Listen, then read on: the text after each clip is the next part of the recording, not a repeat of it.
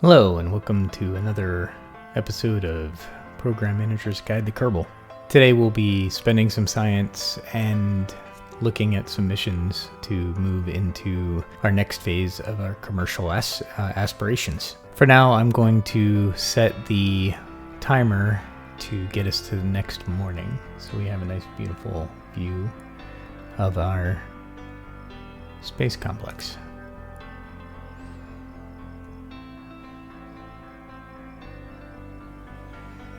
And there's the sunrise. Okay, so we'll take a look, and what do we have? We have we have one active, which is our radial test. Well, we could do that real quick, unless I can do another test on the launch pad. No others, so let's go out and do a quick test of the radial decoupler.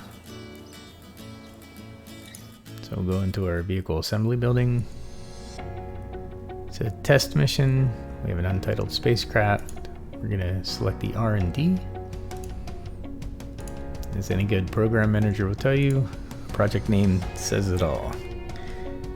So in this case, we are going to name it TT38K radial decoupler. So let's say radial decoupler pad test -1.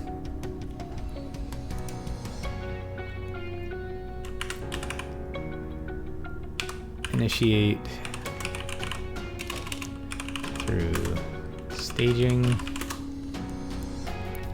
a radial decoupler activation.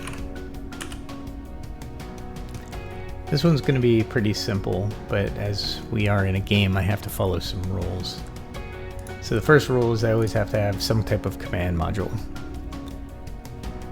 And that's going to be the center point of our spacecraft. Whether this command module is actually going to be a manned or unmanned in the future technologies is going to be basically up to our research and development and where our science is in the game. So as a project manager, program manager, I'm going to get the team together and say, what's the best way to do this, guys? I'm going to look to engineering, supply chain. I'm going to look at quality, get all their inputs, have everybody provide the schedules they need to accomplish the tasks they set forward. And of course, I should have a end date in mind. More than likely, if we have a marketing or business aspect to the core team, they're going to give me what they need as well. As far as contracts are concerned, when the contract needs to be completed by, if it's a mission, manned or unmanned, that has some renown or fanfare that needs to be talked about or announced, then we'll have the marketing and business give us that day. Maybe we want to launch around July 4th or another day that might indicate have some special meaning. Okay, we need a radio decoupler, but we don't want to spend too much money. We will recover most of this craft, but a flea, we'll empty it out and put our test strip on there. We'll get our radio decoupler. We only need one, so we'll make sure we're toggle snap to grid, make sure it's aligned, and then we'll get another one of these. And game mechanics dictate that I have to have it sitting a certain way so it decouples properly.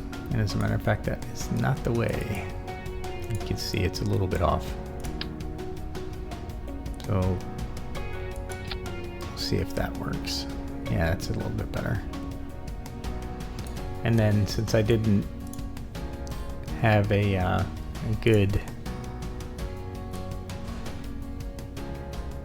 alignment to the bottom, I'll go ahead and align that. And we're using absolute. There's absolute and there's local. I always use absolute. Well, not always. When I'm creating the aircraft, I'll use some local. Anyway, this is ready to fly. We always need a pilot. It's a game mechanic thing. And let's take out the fuel here. And really all we have to do is put the engines in the second stage, or stage 0, and our decoupler in stage 1. All right, so pretty easy program. We'll just go ahead and launch this, and well, of course we'll save this design because it's a very simple design. Nothing big. We didn't spend that much money, and we're going to recover most all of it. All right, so we're sitting on the pad. Don't have to do anything else except monitor the test. So I'll highlight the test, and all I have to do is either decouple here, or I could decouple via staging.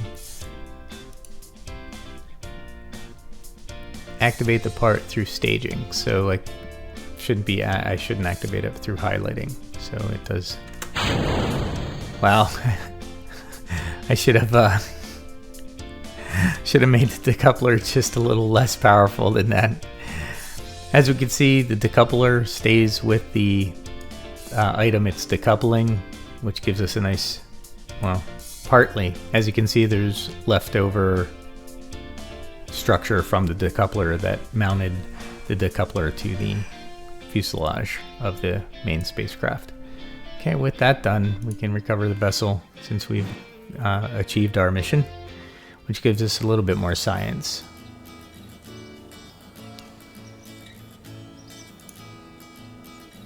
And we get a little reputation there. It's not bad. Okay, so we have 61 science now. Let's see what we can buy. We have basic science we can buy, which is always good because science is the currency within the game. But also, if you're thinking about, in addition, as a program manager in a space or aerospace engineering firm or company, you always want to, or you always have the mission to collect some type of science, even on unmanned missions, or unmanned missions even more so than manned missions. Even if we're just ferrying astronauts up to a space station, we want to collect some type of data. So this will give us a multispectral scanner. It'll also give us some batteries, which are needed for satellites. It'll also give us the rechargeable battery pack, give us a high gain antenna for communication back to the planet,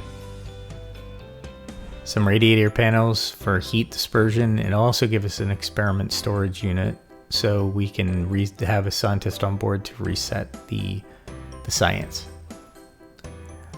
We have flight control, which is really useful. It gives us our mech jeb, which it gives us a little bit more control when we're launching spacecraft into orbit and into orbit to intercept other spacecraft in orbit. This will be highly useful when we're going to try to get to the moon. And of course, we have a little bit more aerodynamics that'll help us. Delta wing will help us on our plane side. We have a reaction wheel, which is amazing for stability, and we have a re-entry module called the P. The P has a really tiny mass, so we have a crew capacity of 2 as well, so that helps us, so we can have a scientist and a pilot on board. We have some aviation if we wanted to continue that path down the aviation path. We also have general construction, which gives us a crew cabin, another TD25 larger decoupler, TD18 decoupler, some strut connectors, which will affect some of our designs, which will allow us to adhere one part to another and stop it from shaking, vibrating as we go toward max Q. And this is just a game mechanic giving you a little flag that you could put on parts, and a structural fuselage, which basically just gives you more structure that has purpose for balancing, perhaps, or creating a center of gravity where you want to create it, that opposes the thrust or the aerodynamics. So it kind of helps you with those 3 forces that affect the rocket. And of course, advanced rocketry, which is just going to give us more maneuverability rockets like the Thud. We have a fuel tank, a liquid fuel tank. We have another procedural liquid fuel tank. We have a tank adapter, so you have a bigger tank to a smaller tank. And of course, a really small fuel tank. And the Terrier is a orbital engine, so we don't have to use the swivel engine. We can use the orbital engine or the Terrier to accomplish a little bit more maneuverability for a less cost on fuel, but we don't have near as much thrust. As you can see, the thrust in vacuum is only 60 kNs, so a little bit of trade-offs. We only have 60, so our next choice will affect our path as we move forward in our industry and our organization. So what I'll do is I'll go to mission control, and I just want to look at some of the things that may need different technologies that will give us science. So my considerations are for science-based missions first, and these are pilot skilled science missions. So if I do the flea, for example, the flea mission is going to be that we light the flea or test the flea on Kerbal in a suborbital trajectory with an altitude of 180,000 meters to 190,000 meters. So I have to test that rocket within that altitude range. So it becomes a piloting skill or a gaming skill, if you will. But as a project manager and even a CEO or a director of missioning, we have to be able to look at what we need in the future. We just don't gain science and go, ooh, this random science is going to give us a direction of where our company's going. We are going to specifically be designing experiments that help us move our company or organization to our goal or vision of the organization. So as a project manager or program manager, you really want to be aligned or very much informed of your executives and CEO, what their vision of the company or the corporation or the organization, where their vision wants to take the company. In knowing this, you can adjust your projects or programs for an outcome that will benefit or move the company closer to the vision or goal. Communication is always key in project management, so you really want to be able to communicate with management and your team, of course, but you really want to be able to understand. So asking questions, being inquisitive is always a good thing. And of course, listening. The more you listen, the more in depth you listen, or the more engaged you are, your questions can be formed with a bit more direction and a bit more specificity of where you want to go as a project manager with or where the executives want to go with the next mission. So I'm going to take a few of these missions. I'm going to run them, and then we'll have another episode that goes into those missions, probably a summary, and we'll look to to gaining science and renown so we can continue our vision and goal of an orbital spacecraft, perhaps even an orbital space station, definitely an orbital refueling station. And I'd like to see get to the moon, orbit the moon, land on the moon, all different missions, all different rocket configurations, all different fuel consumptions. A lot of planning. And that's where we'll end this episode. So if anybody has any questions, please leave them in the comments. In addition, please like, subscribe to the channel. Share if you'd like. I heard it feeds the algorithm. And also, we want to, for the next episodes, we want to be able to do a little bit more focused science and see what we can do with the administration of the space program. The recovery transponder fitting is a really good commitment to have. And as you can see, it adds 5.5% to the maximum vessel recovery, and it has a negative 6.2 from the maximum or vessel recovery. So we have a minimum and maximum. And if we commit 305,000, then we can get almost up to 10%. So right now we do not have that much money. So we'll revisit. Thank you for watching. And as always, keep looking.